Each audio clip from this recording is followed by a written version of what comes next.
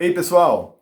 Eu sou Rogério Ferreira, professor da Universidade de Brasília. Queria dizer que é um prazer grande estar participando do Vem Brasil, esse evento inovador com 40 horas de debate em torno da etnomatemática, usando meios digitais de comunicação para esse fim. E aí eu queria então agradecer muito o convite da professora Oleneva e a iniciativa dela de estar realizando esse evento, importante para toda a comunidade de estudiosos, de pesquisadores da etnomatemática. Bom, e sobre o que eu vou estar falando com vocês hoje? Bom, o tema da minha palestra são os saberes matemáticos e seus contextos de origem, reflexões histórico-educacionais a partir da tábua babilônica Plimpton 322. E eu espero que nossa conversa seja boa, seja geradora de debate. Então vamos lá.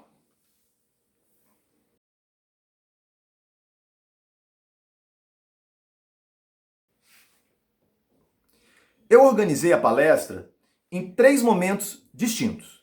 No primeiro deles, eu quero colocar em foco 3 ideias que eu considero basilares para quem faz pesquisa ou estuda a etnomatemática, principalmente para quem está iniciando sua trajetória de pesquisa nesse campo. Então eu quero colocar em foco 3 ideias que eu considero fundamentais para quem está ingressando neste campo de pesquisa. Isso seria o primeiro momento.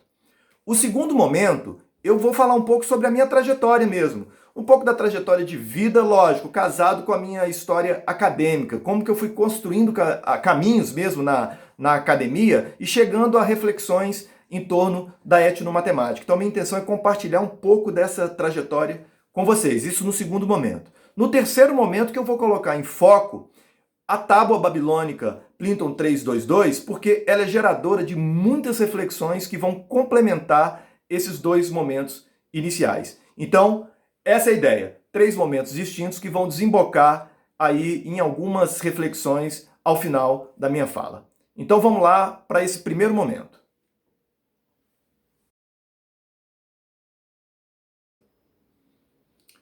A primeira das ideias que eu quero desenvolver nesse primeiro momento da palestra é sobre as origens de saberes matemáticos.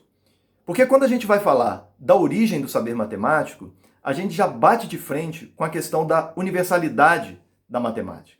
Porque falar sobre a origem do saber matemático vai depender de falar também de cultura, de sociedade, de povos diferenciados que produzem saberes de natureza matemática. Então, assumir que a construção, a produção do saber matemático está totalmente vinculada à localidade em que ela se constitui, isso é um primeiro passo. Ou seja, para fazer isso, a gente rompe com a ideia de que a matemática nasce do mesmo modo em qualquer lugar.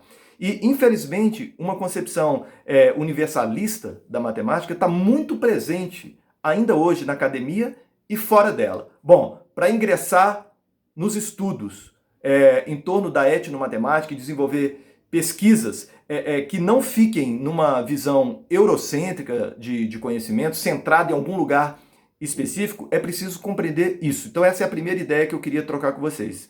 A produção, a construção do saber matemático depende diretamente do contexto em que esse conhecimento se constitui.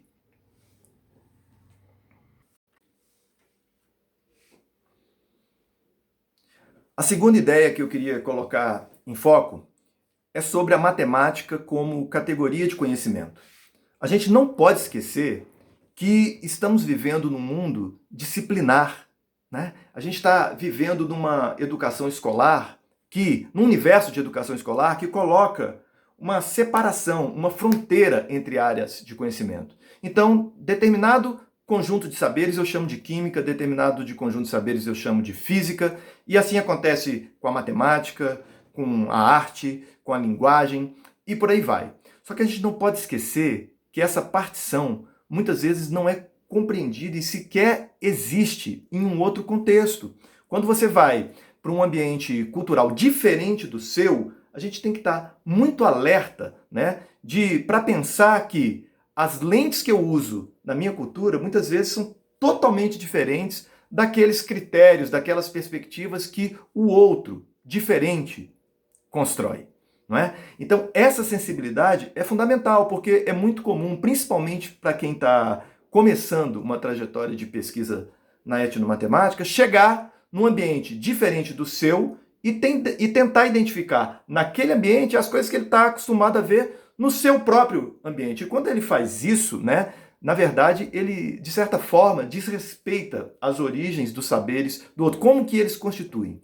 Como eles se organizam dentro de um conjunto de saberes que são próprios de um determinado grupo étnico, de uma determinada comunidade. Então, pensar etnomatemática como matemática étnica, para mim, é um equívoco. E isso tem sido feito por muitos estudiosos, inclusive da área da etnomatemática. É preciso ter uma sensibilidade para que nem tudo o que acontece no meu contexto de origem vai ocorrer da mesma forma, com as mesmas nuances, num outro ambiente. E isso eu acho que é basilar. É um passo, primeiro, para não se cometer equívocos no momento em que seu olho está pensando só numa perspectiva da sua própria cultura. É preciso se despir mesmo, tentar o máximo desconstruir as suas certezas, os seus focos de pensamento que nascem na sua cultura de origem, para tentar gerar uma prática de fato dialógica com outros, porque senão a gente, como pesquisador, acaba fazendo monólogo, e quando a gente faz isso, a gente desrespeita um povo, a gente desrespeita uma cultura. A terceira ideia que eu gostaria de desenvolver diz respeito à matemática e interculturalidade. E para fazer uma sensibilização inicial em torno do tema, eu queria trazer duas citações do Durkheim. A primeira delas: ora, o Ocidente, isto é, a civilização que nos acompanha desde o raciocínio socrático e seu batismo cristão, quis-se com soberba único herdeiro de uma única verdade, desprezando as imagens. Uma segunda citação do Durkheim: considerar os valores privilegiados da sua própria cultura como arquétipos normativos para outras culturas é sempre dar mostras de colonialismo intelectual.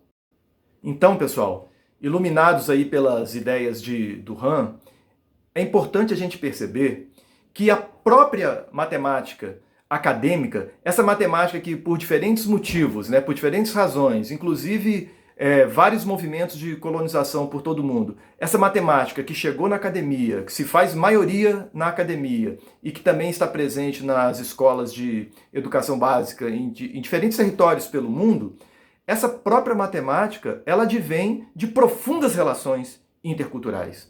Isso muitas vezes é negado pela própria academia, inclusive em livros de história, que de maneira ingênua tenta colocar os saberes matemáticos rigorosos como tendo advindo do continente europeu. Né? E a gente sabe que há todo um movimento muito mais amplo de relações interculturais que fazem chegar a esse conhecimento que hoje está presente na academia.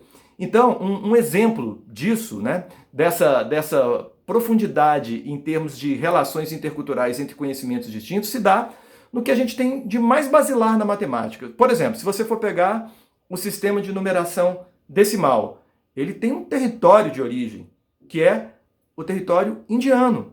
Bom, agora, houve encontros ao longo da história entre esse conhecimento, entre esse sistema baseado numa referência decimal, né, com outros sistemas. Por exemplo, quando você tem um encontro entre o sistema indiano e o sistema romano na Europa, as coisas não acontecem de maneira tranquila.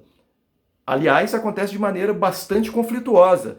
Você tem, por exemplo, um embate entre os algoristas, ou seja, aqueles que desenvolvem algoritmos para desenvolver as operações, e os abacistas, que fazem suas operações por meio de ábacos, né?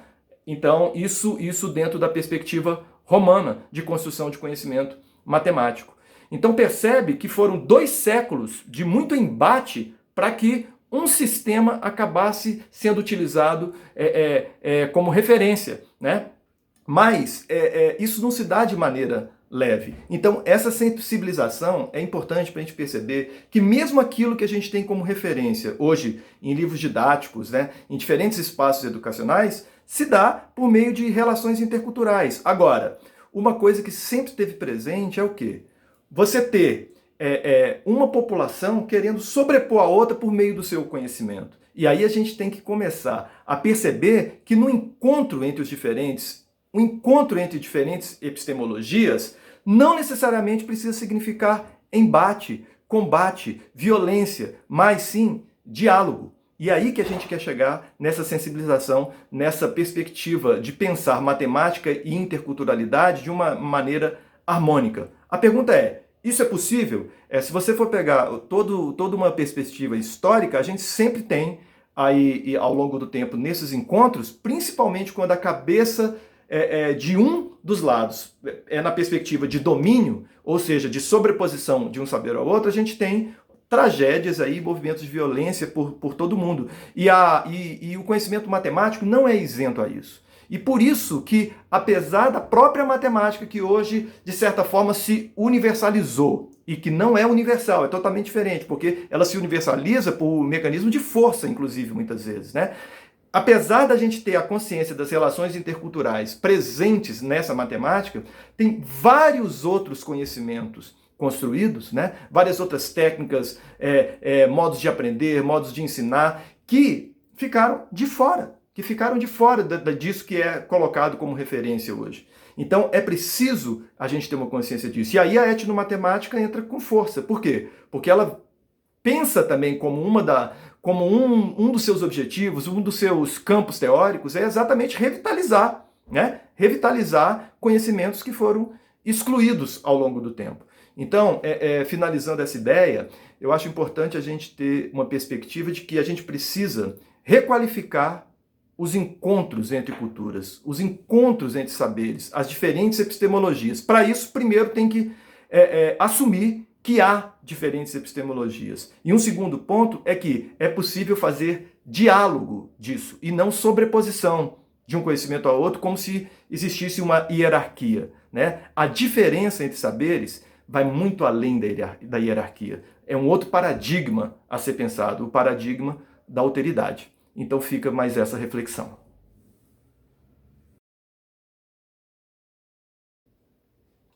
Então, a gente entra agora no segundo momento da palestra, onde eu penso em trocar um pouco com vocês, trazendo aí minhas vivências, minhas andanças, minha trajetória e o que esse movimento, os caminhos trilhados, trazem de reflexão para a gente, não só no âmbito da matemática, mas também de pensar a questão curricular, né? E para isso, eu vou trazer uma citação a mais do Durkheim. Prometo para vocês que é a última citação dele, porque eu acho muito importante para nos sensibilizar para essa trajetória que eu quero aqui compartilhar com vocês. Então vamos a mais essa citação do Durkheim. Para lidar com o tema cultura, é preciso estar bem armado por uma vida que tenha visto pessoas e cortes diferentes, que viu costumes em diferentes sociedades, por uma vida que ela mesma se possa olhar como tendo evoluído. Julgo que é preciso tudo isto para abordar esse tema difícil. De fato, é preciso sair do gabinete, é preciso sair da caixinha, é preciso sair do escritório para lidar com temática sociocultural, né? Porque assim, quanto mais você se abre à diferença, e quanto mais você tem a oportunidade de conhecer novos espaços, né, de saberes, mais potente você vai estar para fazer um debate em torno dessa temática. E eu acho que isso é muito importante para quem está, não só para quem está iniciando o trabalho na etnomatemática, mas para qualquer pesquisador da área, para qualquer estudioso da área. Eu tive a oportunidade de conhecer muitos espaços, né, diferentes espaços de saberes dentro da realidade brasileira, quando eu me aproximei da formação de professores indígenas. Então eu queria aqui voltar um pouquinho no tempo, 2 décadas atrás, quando no ano 2000, quando eu vinha estudando muito sobre o tema da etnomatemática, estava lendo muito, tinha conhecido a obra do professor Ubiratã D'Ambrosio, né, de outros autores, como Paulo Guedes, por exemplo, estava numa leitura ávida mesmo, assim, com muita vontade de conhecer mais sobre esse campo de pesquisa, e ao mesmo tempo eu vinha estudando sobre diferentes realidades indígenas, né? Foi nesse meio a professora Zaira Mello Varizo, da área da Educação Matemática da Universidade Federal de Goiás, sabendo dessa trajetória, desse interesse que eu tinha, me convidou então para assumir a formação de professores indígenas, né, no estado do Tocantins, no que diz respeito ao campo da matemática, que era uma função que ela exercia até então no estado do Tocantins e que ela teve que se afastar por um motivo pessoal, e me convidou então para estar assumindo esse posto que ela exercia, né? E eu estou fazendo questão de marcar esse momento porque ele é transformador para mim, né? Isso aconteceu no final do ano 2000 e logo no início de 2001, então fui participar de uma primeira etapa de formação de professores lá na cidade de Tocantinópolis, que é divisa do estado do Tocantins com o estado do Maranhão. Chegando lá, eu me deparei com uma diversidade de saberes, com diferentes línguas, com mundos, modos de compreender o mundo, cosmologias totalmente diferenciadas. E aí, que povos eram esses? São todas as etnias que residiam no estado do Tocantins, que são os Carajá, os Xambioá, os Javaé da ilha, da ilha do Bananal, também os Apinagé, os Xerente, os Craô. Então, todos os povos indígenas que residiam no estado do Tocantins estavam ali com vários professores em formação em nível médio, né? Então, aquele momento foi assim, um momento de explosão para mim, porque colocava em xeque todo um modo particular de ensinar matemática, né? Como ensinar matemática, como fazer uma troca por meio do conhecimento matemático dentro de uma riqueza, dentro de uma diversidade como essa, que se apresentava ali aos meus olhos, né? E aí, então, a partir daquele momento eu posso dizer para vocês que eu nunca mais fui o mesmo profissional, né? Por quê? Porque eu percebi rapidamente que o centro das atenções não poderia ser o saber universitário ou o saber de uma educação escolar tradicional.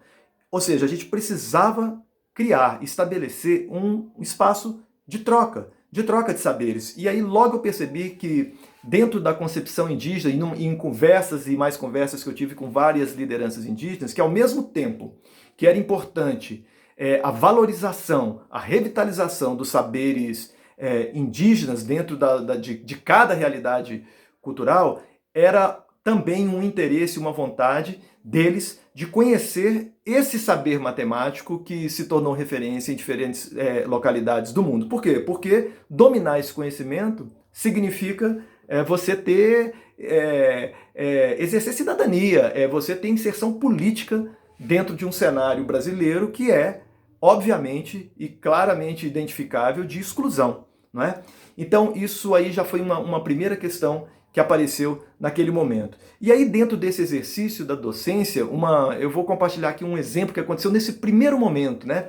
Que um grupo de professores, CRAO, me pediram se eu poderia fazer alguma coisa, alguma oficina, alguma prática pedagógica por meio de dobraduras, né? Em papel. E aí, porque eles tinham interesse, eles viam sempre esses trabalhos com as dobraduras. Bom, e aí eu me programei e a gente acabou fazendo um dia de oficina com origami, com essa coisa, né? Mas aí, ao mesmo tempo, a gente percebia que eles eram exímios artesãos, trabalhavam muito bem com diferentes tipos de palha, trabalhavam com a cestaria, com diferentes tipos de artefatos, não é? E aí eu pedi a eles, então, que no dia seguinte eles assumissem a oficina por meio do trabalho com a palha, né? Então eles foram fazer coleta desse material e no dia seguinte eles fizeram então esse procedimento. E era muito legal a gente perceber com esse exemplo, né, um exemplo pedagógico simples, né, mas que é carregado de uma sabedoria por trás que mostrava o quê? Enquanto com papel eu tinha grande desenvoltura e outros que não tinham nunca experienciado aquilo, tinham grande dificuldade, no dia seguinte quem tinha mais dificuldade com os procedimentos era quem? Era eu, que não tinha nenhum tipo de habilidade com a palha. Então, eu trago esse exemplo para mostrar assim, né? Porque tem ainda hoje vários doutores, vários mestres formados nas universidades brasileiras ou nos centros de pesquisa, não possuem a sensibilidade para perceber, né, que há um espaço de troca na interculturalidade onde mestres da tradição, os conhecedores da cultura de origem de diferentes povos na realidade brasileira, precisam sim ocupar espaços dentro da sociedade brasileira de decisão política, né, de exercício das suas atividades e para mostrar ao mundo os seus saberes. E a gente sabe que os movimentos de colonização foram duros com isso, promoveram diversos cenários de violência e de exclusão de saberes e de pessoas, chegando a genocídio, como todos nós sabemos. E a gente não está falando de passado, a gente está falando de presente, porque esses movimentos continuam muito fortes hoje, né? E a gente espera que isso cesse o mais rapidamente possível. Só que isso não vai cessar a não ser por meio de ação. Não basta uma esperança passiva, né? Como diz Paulo Freire, né? Se queremos ter esperança, precisamos então agir. Bom, esse foi um primeiro momento.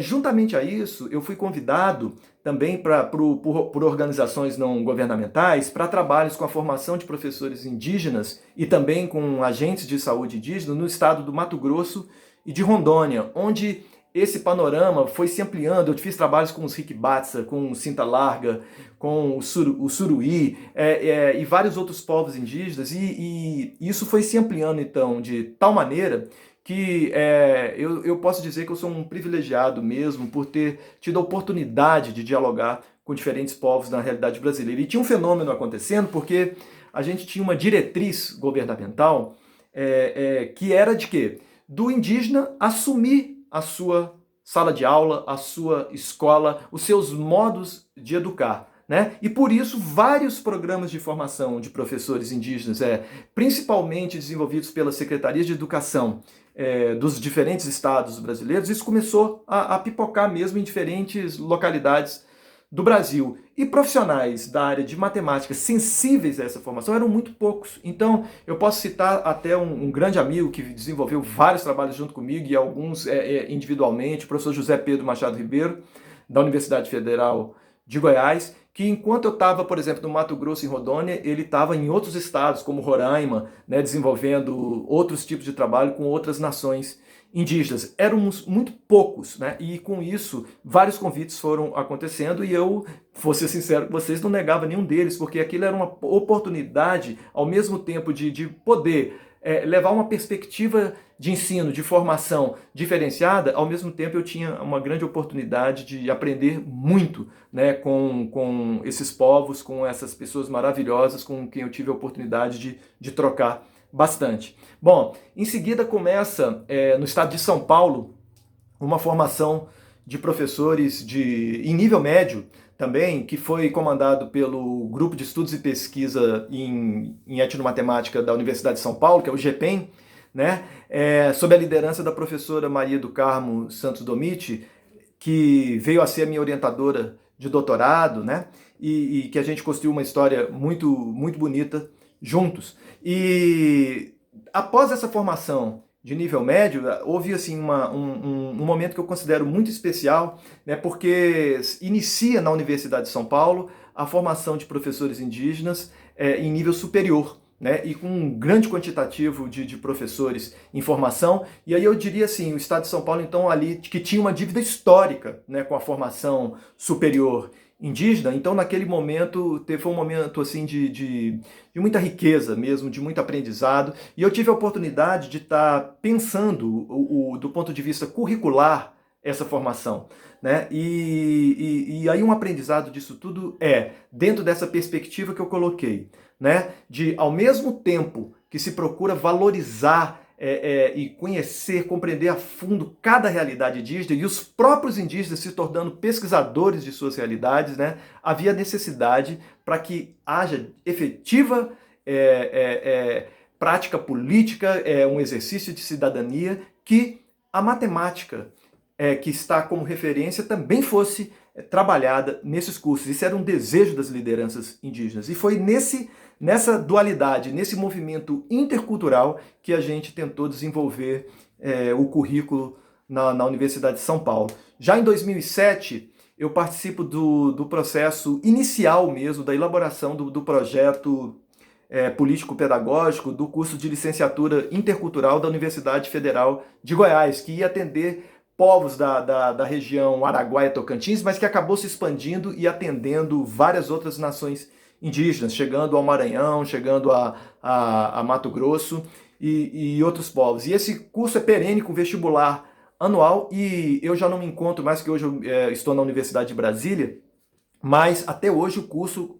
é efetivo e a gente sabe que há uma grande defasagem da formação de professores ainda mesmo nessa região e em diferentes regiões do Brasil, para que os indígenas assumam as suas escolas, né?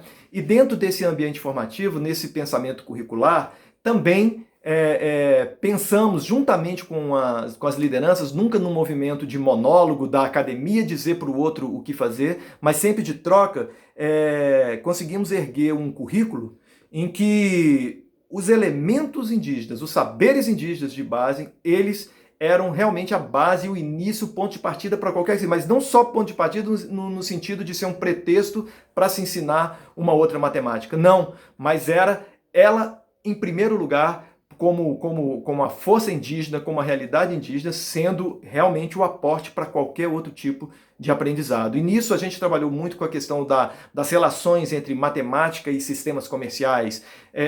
Os saberes matemáticos interculturais foram colocados em foco para a construção desse currículo, né? E lógico que dessa forma esse currículo se torna vivo, de maneira alguma ele se torna um currículo estático, né? Então estou trazendo todo esse cenário aí para dizer que essa movimentação por meio da formação de professores indígenas me deu a oportunidade de pensar de maneira muito forte a construção de conhecimento etnomatemático e também uma perspectiva curricular mesmo.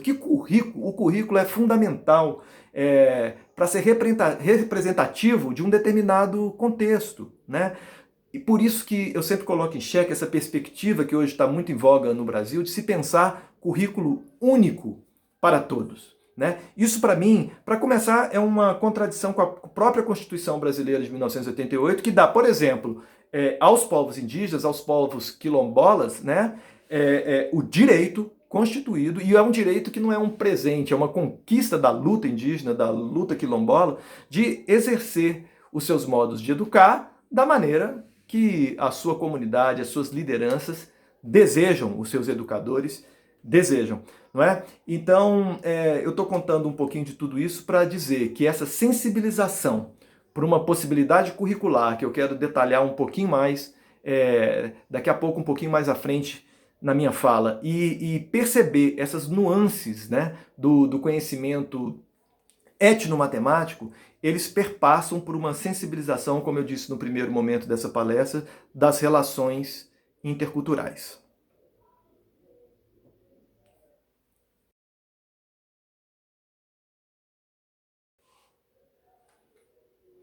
Poderíamos conversar sobre os artefatos, os mentefatos, as técnicas presentes em cada uma dessas imagens que vocês estão visualizando aí.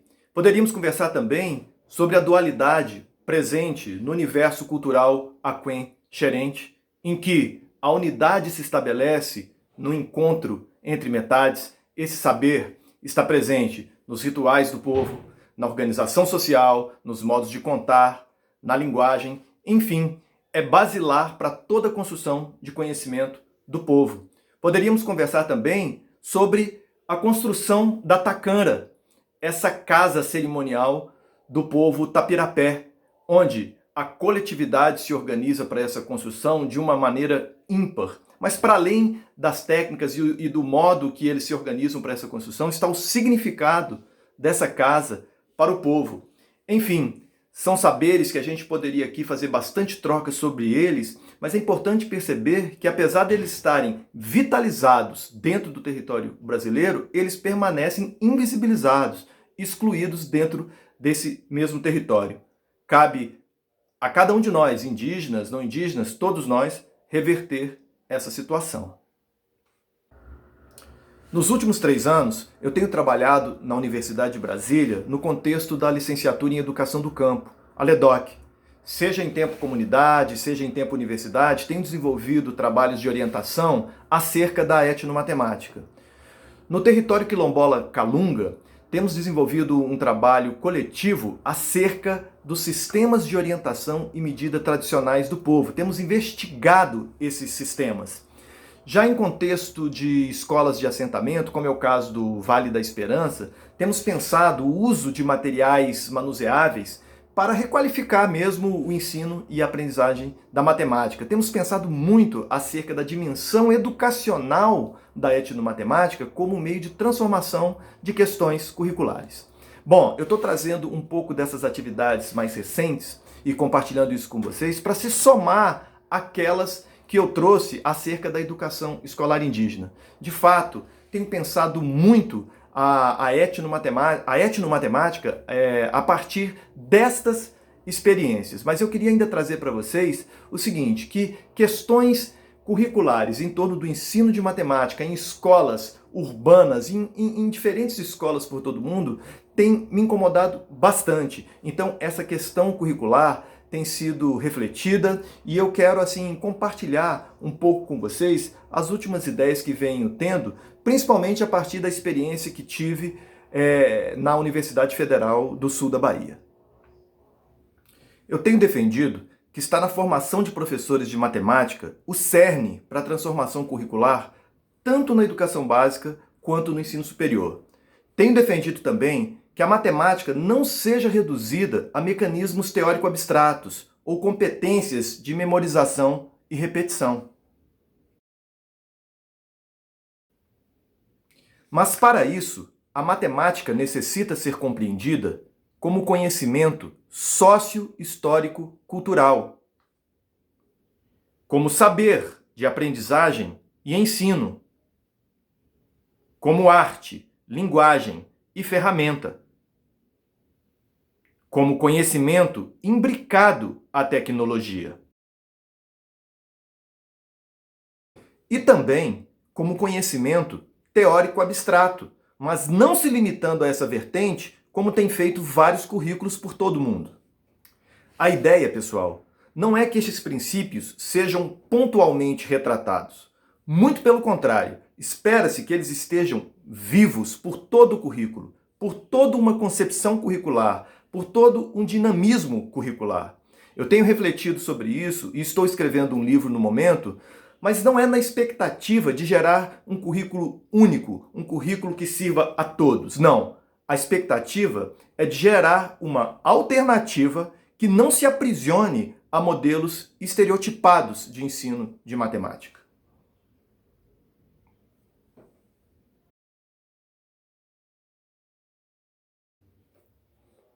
Pessoal, a gente entra agora na terceira e última parte da palestra, onde eu vou colocar em foco a placa babilônica Plinton 322. Mas afinal de contas, que placa é essa?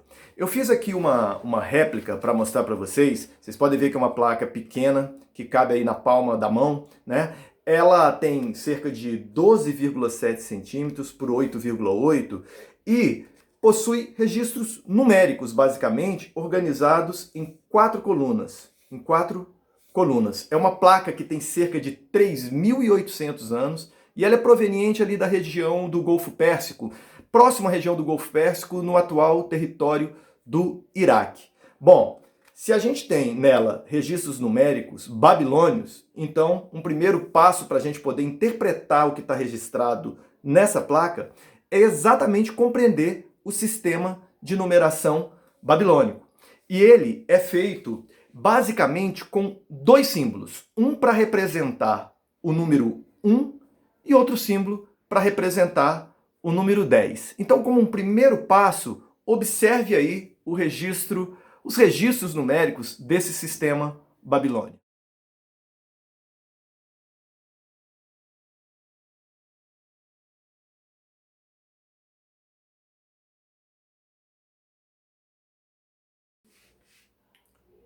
Trata-se de um sistema fantástico que utiliza o conceito de base. Só que o valor de referência desse sistema babilônico é o 60, ou seja, trata-se de um sistema sexagesimal. Ou seja, diferentemente do sistema indo-arábico, que tem como referência o valor 10, dentro do sistema babilônico, os agrupamentos vão acontecer de 60 em 60.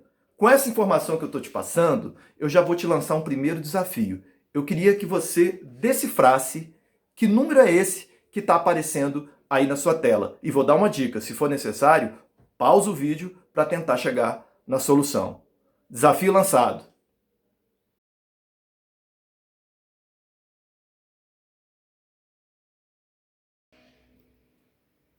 Note que neste exemplo temos 23 unidades, 2 grupos de 60 e 16 grupos de 3.600. É importante observar que, enquanto no sistema indo-arábico nossas referências são potências de 10, no sistema babilônico temos como referência potências de 60. 60 elevado a 0, 60 elevado a 1, 60 elevado a 2 e assim por diante. Fazendo as multiplicações e somando os resultados, temos então 57.743. Como um segundo desafio, depois confira que esse novo número apresentado a você é o número 4.439. Agora que já compreendemos a lógica de construção desse sistema sexagesimal, voltemos então à tábua. Eu irei apresentar a você os números em cada classe já transformados para o sistema decimal. Isso irá facilitar a compreensão. Confira aí. Observe que a quarta coluna simplesmente identifica cada uma das 15 linhas da placa. Os registros mais importantes encontram-se nas 3 primeiras colunas. Observe atentamente os registros da primeira linha. Na primeira coluna, temos 1, 59, um espaço vazio, que representa o 0, e 15. Na segunda coluna, temos 1 e 59. Na terceira coluna, 2 e 49. Pessoal, nossa ideia é trabalhar exatamente com essa primeira linha a fim de interpretar a tábua. Vamos lá. Iniciaremos pela segunda coluna. Em seguida, passaremos à terceira coluna e, por fim, trabalharemos a primeira coluna. Esse caminho irá facilitar a interpretação da tábua como um todo. Nessa segunda coluna, temos 59 unidades e um grupo de 60. Ou seja, temos 1 vezes 60 elevado a 1, mais 59 vezes 60 elevado a 0, que vai equivaler a 60 mais 59, totalizando 119, que é o número registrado na segunda coluna. Se você fizer um procedimento análogo para a terceira coluna, você vai chegar no número 169. Não deixa de conferir, beleza?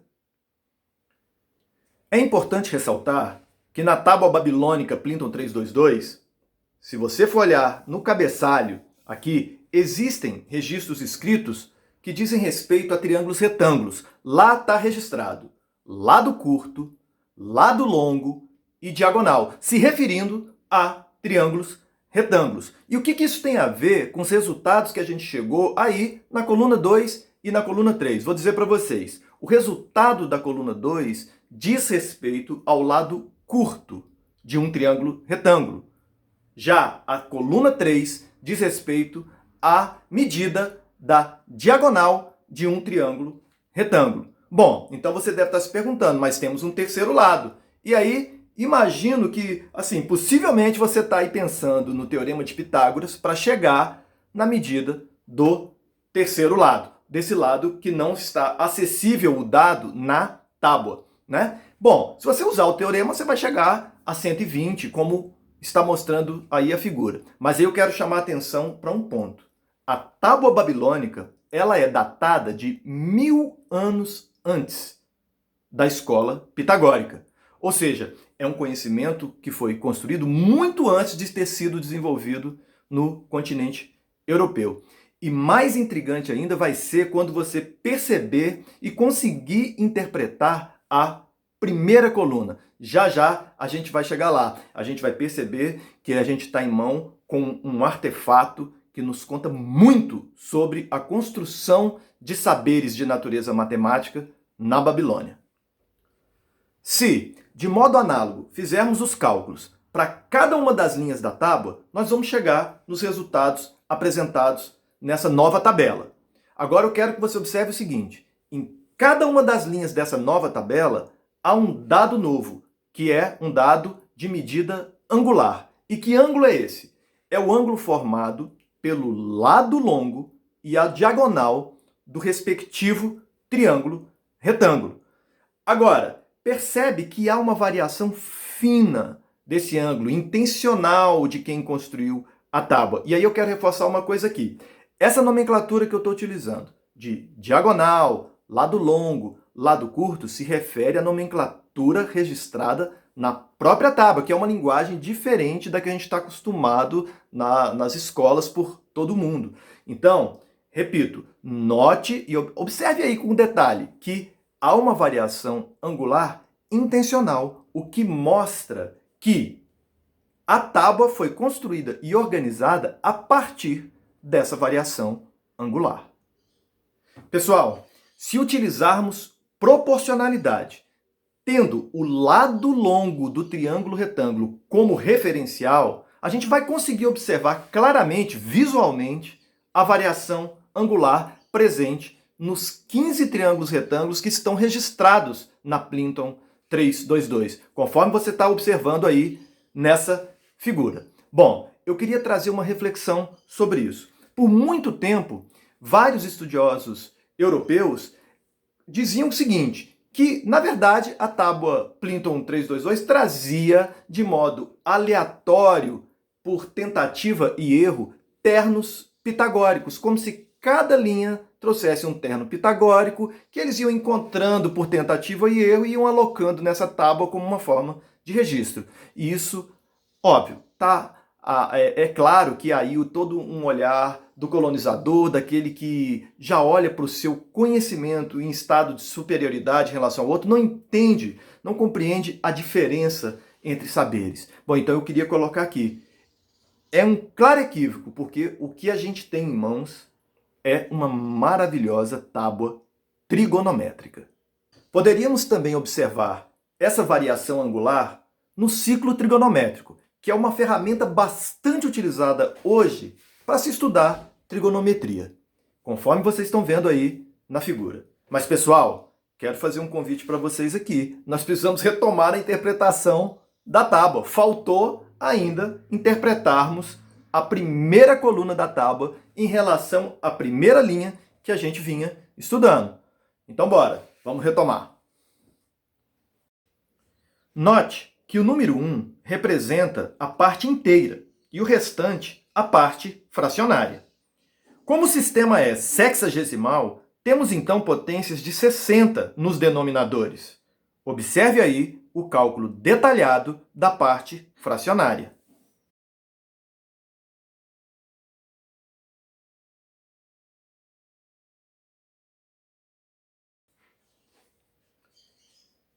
Acrescentando a este valor a parte inteira, chegamos então a este novo resultado. E aí cabe a pergunta: que relação esse valor tem com os registros da segunda e terceira colunas? Na resposta para essa pergunta se encontra a engenhosidade, a profundidade presente nessa construção de conhecimento do povo babilônico. Então vamos conhecer essa resposta. Pelo que já verificamos até aqui, na interpretação da primeira linha da tábua, temos o lado curto, que estou chamando de B, igual a 119. A diagonal D, igual a 169. E o lado longo, L, igual a 120. Note que D ao quadrado sobre L ao quadrado é exatamente o valor registrado na primeira coluna. Note ainda que B ao quadrado sobre L ao quadrado é exatamente a parte fracionária. No cabeçalho da coluna 1 da tábua, há a seguinte inscrição: o taquiltum da diagonal em que 1 é subtraído e a largura aparece. Fica aí para a sua interpretação. Como se vê, é potente o controle dos antigos babilônicos sobre variação angular em perspectiva trigonométrica. E para você que deseja ir mais a fundo, interpretar ainda mais os registros dessa tábua e conhecer as nuances matemáticas que estão por trás de tudo isso, eu vou deixar aqui para você um artigo de referência. E espero que você vá a fundo nele. Boa leitura aí!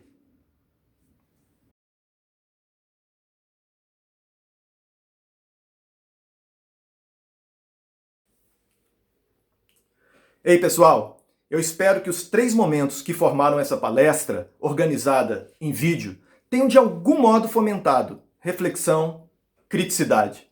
Eu tenho dito que uma das grandes belezas do mundo é a diversidade. E por isso tenho batido de frente com movimentos unificadores travestidos de igualdade e até de equidade, que na verdade cotidianamente violentam a diferença. Todo o meu respeito aos povos, às culturas, aos conhecimentos que sofreram e ainda sofrem as piores violações que se pode imaginar. Tem muita gente por aí falando sobre tolerância. Tolerar é muito pouco. Precisamos respeitar, valorizar, cooperar. Mas para isso, precisamos buscar, de modo continuado, conhecer. Por fim, quero dedicar essa fala a 2 pessoas maravilhosas com as quais muito aprendi. A educadora Maria do Carmo Santos Domit e o educador Ubiratã D'Ambrosio. A querida Carmo nos deixou em 2015. Saudades. Todo o meu carinho, todo o meu respeito por você. O querido D'Ambrosio, aos 87 anos, permanece firme e forte, contribuindo conosco.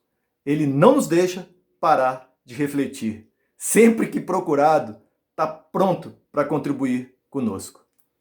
Gratidão aos 2.